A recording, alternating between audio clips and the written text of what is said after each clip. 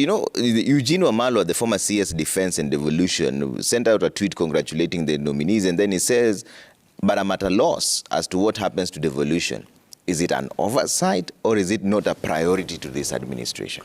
I think the Minister of Devolution is very important because the counties are a very integral part of the Constitution. And when Honorable Eugene Wamalwa played that role, you see, like when the COG is meeting, when the governors are meeting, you need that link to the cabinet, and you need to raise issues with the minister, which will be able to be factored. Probably there can be an amendment, because it's not yet too late, to include this devolution aspect as one of the roles in one of the ministries, an associated ministry, because you know ministries can be combined.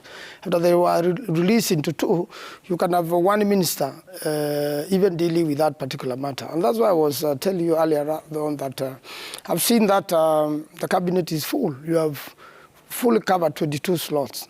Clearly, devolution is not there. So, because it is not too late, and I know President Ruto is a very open-minded person, and this one is my senator, my good friend here, Honorable Cheregai, easily reaches him on phone. I think he's getting this information. There is a very big need, and as a good lawyer, you should not misadvise his boss. There's a very serious need that we have a devolution component being dealt. It's not only in Kenya. Even in some of other countries where we have a similar structure, there's always a very powerful devolution minister or somebody play that role to be able to link up the counties or the governors, including DRC Congo has a devolution minister. So and since now we are part of the larger Eastern Central Cooperation, I think it's something we should consider, and that docket, that role, should be assigned. Probably that's what will be one of the roles of Honorable Mudavadi.